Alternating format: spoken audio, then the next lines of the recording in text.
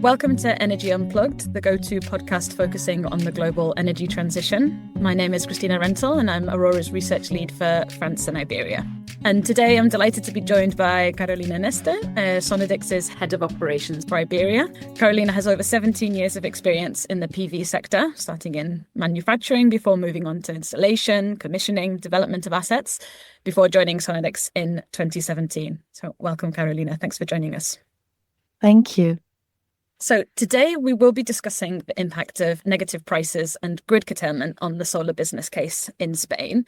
And maybe just to give a little bit of context to listeners who may not be as familiar with the Iberian market as Carolina and I are, both Spain and Portugal are currently installing a lot of renewables, with the majority of that being solar PV. And just to put some figures to that, what we saw in 2024 was over 5.5 gigawatts of solar installed in the Spanish peninsula and 1.2 gigawatts in Portugal. And so this is really rapid deployment combined with slow demand growth and lots of stormy weather last year, high hydro availability, lots of wind. This led to the first occurrence of negative prices in the Iberian market in April last year. And at the same time, we have those renewables assets being installed where there's a lot of space and usually quite far away from large demand centres, so Madrid, Barcelona and the coast, mainly in Spain. And this is also putting a strain on the grid and leading to increased curtailment volumes for renewables. And we first saw the first major curtailment of solar PV plants in Spain in 2022. And we've seen curtailment increasing since then, reaching 1.7 terawatt hours in 2024. And all of that combined with a pipeline of over 120 gigawatts of renewables with grid connection currently in Spain. And so with that context, Carolina, how is the current environment of negative prices and increased curtailment affecting the assets that you're managing at Sonnedix? It is definitely impacting on the management of all the assets that we have. Just for a quick overview, we have about 95% of our assets in the feed-in tariff, and the others are directly on the PPA or on the market revenue.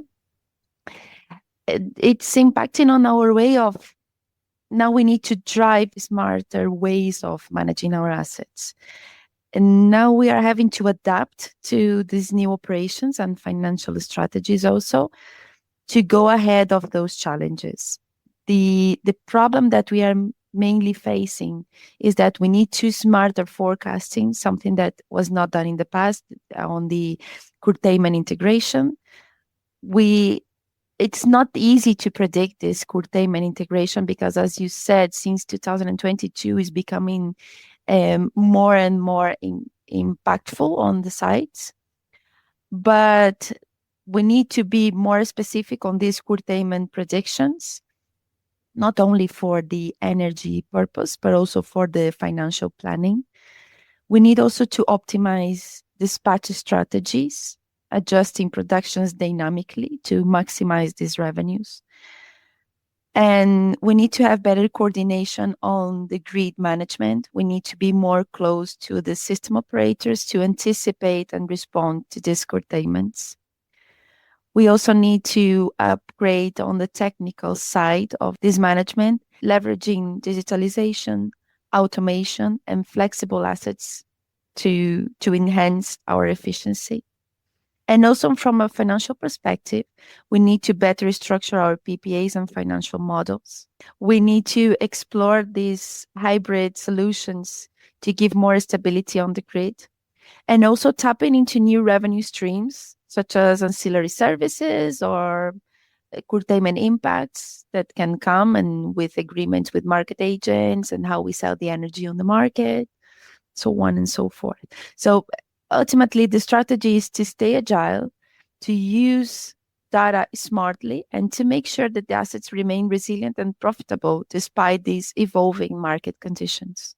Thank you. And maybe just to pick up on the point that you mentioned about being a bit closer to the system operator, how easy is it for you to have visibility on the curtailment aspect, or easy is it to get kind of some information from the system operator in order to have some visibility there? No, right? Not easy at all. It's not easy at all. All our assumptions is based on our historical data. And somehow we predict those data in the future with the curves that we are using on our financial models. So our predictions sometimes are not that close to the reality, but it's a logical statement. I mean, we are taking the past and predicting on the future, but of course, we don't have any knowledge on how it's going to be impacted an asset and why. And in a certain area, what we are doing are studies on the nodes. We are analyzing historical data. We are trying to match figures from now for the future, and we are getting our best estimations. And it's quite differently the impact on the production side, directly on switching off the site or reducing the power, than the commercial side. That's also to have, we need to take this also into account.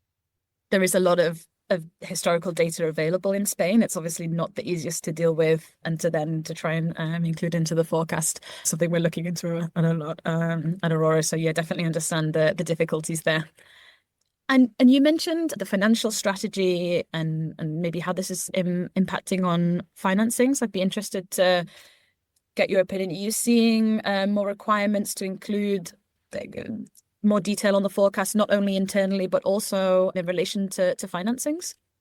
Yes, it's something that we have been asked on the recent refinancings that we did in Sonnedix, and it's something that we need to somehow do this prediction in the future, contemplating these block hours. That is the block of 6 or more hours in zero or negative.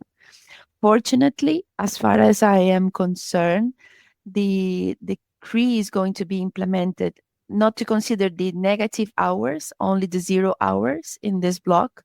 It's going to be helpful for the financial models, because we limit this risk exposure and decrease a lot the impact, for especially for the feed-in tariff ones that has this retribution scheme and are directly linked to the operation hours. Now that you just mentioned the regulated assets, I think it would be interesting to go into a little bit more detail on the negative price impact, and we can touch a bit more on grid curtailment later. So as you mentioned, the occurrence of negative prices can affect different assets in different ways. So the regulated assets have a certain impact. If you're a merchant plant, in terms of revenues, it doesn't affect too much if you go from 0 to slightly negative in terms of the overall revenues. The PPA impact can depend on the exact clauses of the PPA. So maybe just for listeners that aren't as aware on how the regulated assets work in Spain, how is the negative prices currently considered for regulated assets? Okay, so as we might know, the retribution scheme could be feed-in tariff, PPA, or purely merchant. In the feed-in tariff, part is composed by 3 main channels of revenues. One is somehow a fixed retribution considered by your IT code, technologies, installation, and so on. There is the second part that is retribution on the operation, that is directly linked to a certain number of hours that you must complete, the minimum hours, not to get penalized. And then there is the third channel that is directly the market prices that you can capture. Not only for the market that is obvious, if you have a 0 or negative prices, you don't have retribution, or in fact, you need to pay for injecting your production, but also on the second part, that is the retribution of operation, that you need to comply with a certain minimum hours. If your site is at 0 prices or even negative, and you disconnect your site, you are not complying with those minimum hours, and it's directly affecting on the second part of the retribution. And even though, just consider that the assets are being built between 2008 and 2014, maybe. So they're not brand new, could be very close to the accomplishment of the minimum hours. If you are highly impacted by those minimum hours, then you get penalized and you need to give money back to the government because you are not accomplished these minimum hours. So you are somehow being double penalized for a thing that is not being controlled by ourselves. It's not on the proper operation of the site, it's because of the market operation. It also happens with the curtailments. Mhm. And just to clarify there, so the kind of minimum hours, we're talking about the equivalent hours, right? And they, as you mentioned, they do tend to be quite low. I think if memory serves, even around 1,200 hours, depending on the different types of technology. But as you mentioned, they're quite old installations, right? So they may be on the cusp of this threshold. Yeah, depending on the technology, depending on the maintenance during the whole life of the PVs. So it's not only on the effort you put, it's not only the last 3 years, but also all the general conditions of the site and the maintenance that is being carried out. Yeah, and I think the government is looking at changing the way this regulation works precisely because of the consecutive hours that you mentioned, which I think is something that we're all waiting to see how that develops. Yeah, it's expected that the negative hours will not impact on the retribution scheme. Only the 0 hours that is less frequent than the negatives. So moving on to technical curtailment now. So we've discussed the negative prices and the economic side of things. This is something that obviously affects assets on a much more localized level. So negative prices affect all assets in the market, different impacts depending on the asset type or the revenue structure, as we mentioned. So the technical curtailment depends really on the congestion and the specific infrastructure around the plant, right? And this is especially relevant in Spain because the curtailment that happens on the day ahead phase, so once the market's closed and technical restrictions for the next day, that isn't actually compensated in Spain. So it's a direct loss of revenues, right, for the plant.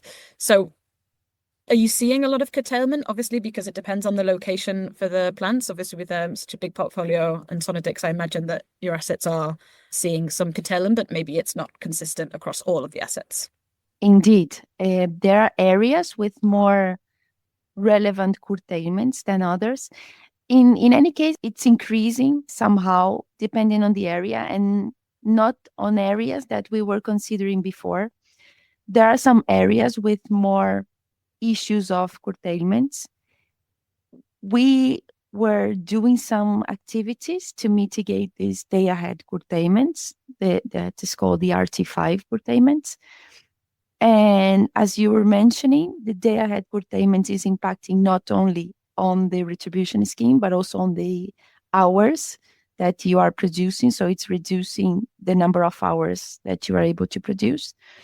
We are seeing that with those mitigations, these day ahead curtailments are getting lower than expected. So it's a positive notice. And what we are suffering is a real-time curtailment that is being compensated throughout the market agent on the average daily price.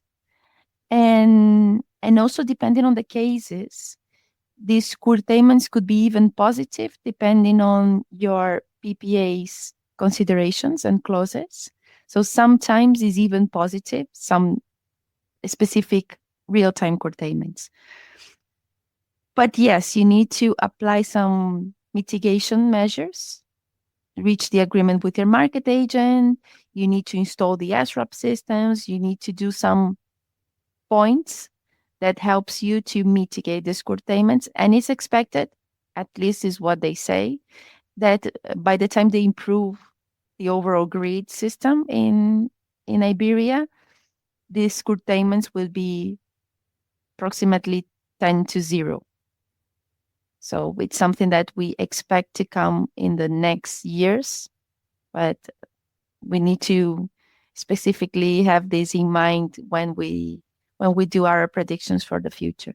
Because of course the impact on the financial models is not only for now and for the 5 years on, but also until the rest of the life of the project. One of the things we're seeing at Aurora when we're modeling the future of grid curtailment is that it does depend a lot on the installation of renewables and exactly the position where, but also the grid reinforcements. And obviously, there's quite a big delay in how long those infrastructure projects take, the money behind them compared to installing the renewables. So there are some specific lines, some specific nodes that are much more affected than others, and some that actually do get much better depending on their location and the renewables that are installed, the demand growth expected, etc. I'd be interested to just pick up and follow up on the real-time curtailment that you mentioned. So you mentioned that could be positive depending on the PPA structure. Could you just expand a little bit on that? I think that's a really interesting point.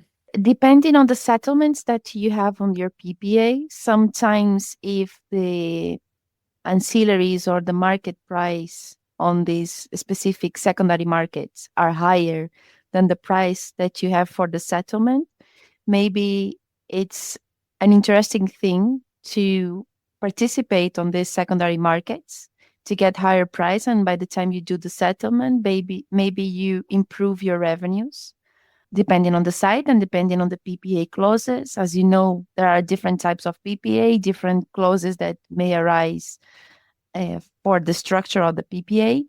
So yes, could potentially be positive for the producer. Sometimes, not always, just let me remark this, but sometimes could be even positive, those real-time curtailments. And that would be participating in ancillary services to reduce the production, is that right? Could be reducing, could be even increasing a little bit if you have already reduced your power since the beginning, or even could be to give your availability to the market. It's somehow contributing to the stabilization of the grid. So depending on the needs of the grid, you are able to participate in whatever conditions. Of course, and it's something that we need to remark also, it's not adapted to all of the sites, mainly old sites that are not 100% adapted to new technologies and this regulation of the power that can be exported. We are installing these SRAP systems, but they are limited on how you regulate your assets. Basically, new sites are more adapted because inverters can adapt better, the new type of inverters, new brands, and even the needs that the technology is advancing. Normally, these specifics are for the new sites that are just being built or have, 3-4 years, and not for the legacy ones. That means feed-in tariff. And yeah, just to clarify for the listeners here, so the SRAP would be the Sistema de Reducción Activa de Potencia for the Spanish listeners, or that would be the active reduction of power system, right, in English. So maybe let's just go into a little bit more detail on that, because we are seeing that's had quite a lot of impact, especially in curtailment for solar thermal plants, actually, where we saw a lot of those installations join the SRAP. First of all, maybe what is the SRAP? Maybe if we could just go into a little bit more detail on what that system, how that system actually works. It is an equipment that is being installed in the sites that gives the grid to the TSO the ability to regulate your asset as needed on the grid. So you don't suffer a day-ahead curtailment as to zero that was in the past. I mean, the inverters of the past, they are not able to regulate the power. So by the time you receive a curtailment, should be going to zero or going to 100. The point is that with this system, the grid has the ability to regulate your asset as needed. So maybe a 2 megawatts on 10 instead of 0. And it helps also on not receiving these day-ahead curtailments because they know you're going to be able to adjust as needed. And it has to be clear that it's something that you need to register and doing some tests on how it's working. So to give the TSO the assurance that you are going to comply with the requirements by the time it's needed. So what we get from this? We get this regulated power that is not just the curtailment to 0, but regulated, so it's less curtailment. But at the same time, you get some remuneration for this curtailment because your power had already sent the offer to the market. How easy is that to implement in the installations in the solar fleet that you have at Sonnedix, for example? It depends. In the past, you need to give the medium voltage part of the installation to the DNO. So in those cases are more complex to install this system. And also if you have small inverters and this condition of have given the medium voltage part of the installation to the DNO.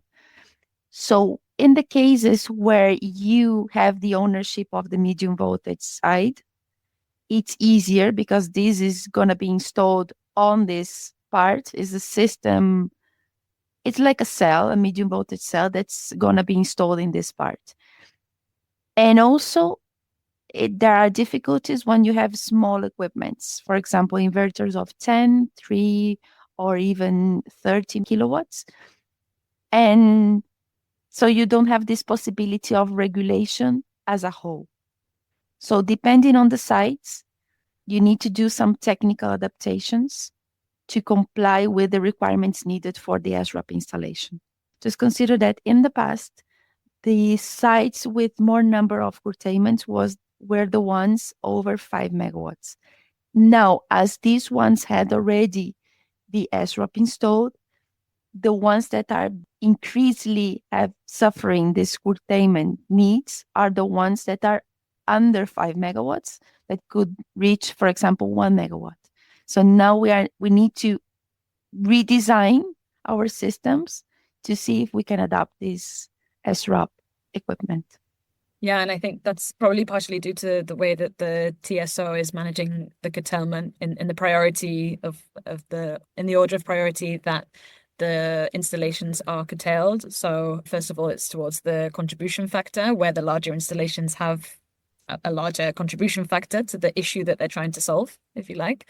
So that makes a lot of sense what you mentioned now with the SRAP mechanism, obviously avoiding that day ahead curtailment, that now the plants with the smaller contribution factor will be seeing more curtailment. Perfect. So maybe just for the last section, I'd like to get into a little bit more on the mitigations, what kind of asset operators can do ahead of this context, maybe more focusing a little bit on the negative prices.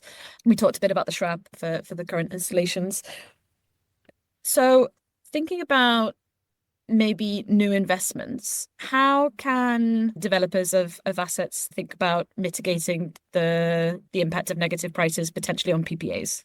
Yeah, it's needed to adapt our PPAs to this changing market. It's crucial to add into the PPA negotiation this flexibility to participate in the ancillary markets. But also for the new developments, I think it should be considered the hybridization as one of the best mitigators for this problem that is the negative prices, not only negative, but also curtailments that can arise. Hybridization at the end of the day is crucial. Possibility to hybridize sites that are already in operation is also crucial. Possibilities, adding these possibilities to the PPA contracts, not only to participate, but also to hybridize the sites is also crucial. It's not an easy thing because it's quite new. This hybridization works and how it helps to the system is still a challenge because it's not there. We are not there yet. We are quite close. In Sonnedix, we are quite close. We are already developing sites together with batteries because we really believe that is not only helpful for ourselves and to mitigate these problems that can arise from curtailments, from zero or negative prices. We have seen the volatility on the market and we don't know when it's going to be again stable. We think never, but it's something that we are fighting against. But also for the grid, I think giving this possibility to the grid, to this stabilization of the general power that is being injected, I think it's quite important and it's well valued for all the sites that are being constructed and for the TSO also.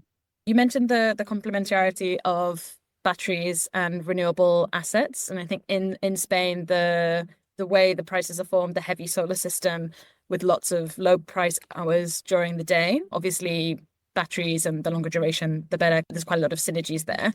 And I think another interesting point that you mentioned was how batteries can actually help with the stability of the system as well. So most of the time, technical restrictions market, which is where curtailment happens, especially on the day ahead phase, are solved either by curtailing renewables or turning up mostly CCGTs. So we're actually introducing more emissions, more gas into the system to solve these technical restrictions. And batteries can definitely help with that as well. So it's this dual ability of the battery to, first of all, help with the curtailment and on the site specific, but also help with the system in terms of reducing emissions as well. Just going back maybe for the final question on the SRAP, which is obviously a big mitigant of curtailment. Is there any impact on the technical side of the operations of the assets that should be considered? So we know it reduces curtailment, its cost relative is fairly cheap. Are there any other impacts that should be considered? Indeed, apart from the precise grid response that the SRAP is giving to the site and also better grid coordination, there is a minimization of the stress on the equipment installed, because sudden shutdowns can impact the plant components. And the SRAP can mitigate this by allowing a more controlled and efficient reduction power output. So yes, it can give you this better operational life for the assets. Yeah, exactly. And I think, would you assess that overall the SRAP is worth it for the curtailment that it prevents? I guess if you're installing it a lot in the assets, you would consider it worth it. It prevents and helps to extend the life cycle of your assets, and with a relatively low cost, as you were commenting. Yeah, definitely. So if anyone's interested in installing the SRAP, definitely look into that. Okay, so that's all we have time for. We could probably talk about this for a lot longer. I think we've probably barely scratched the surface. Thank you so much, Carolina, for your time and the conversation. I've really enjoyed it, and I hope our listeners will too. Thank you, Christina. That was Christina Rentell, Aurora's research lead for France and Iberia, talking to Carolina Nesta, Sonnedix's head of operations for Iberia. Thanks for listening to Energy Unplugged. Do keep an eye on our podcast feed for more in-depth conversations with senior members of the energy industry. The best way to do this is to follow or subscribe to the podcast via whatever platform you use.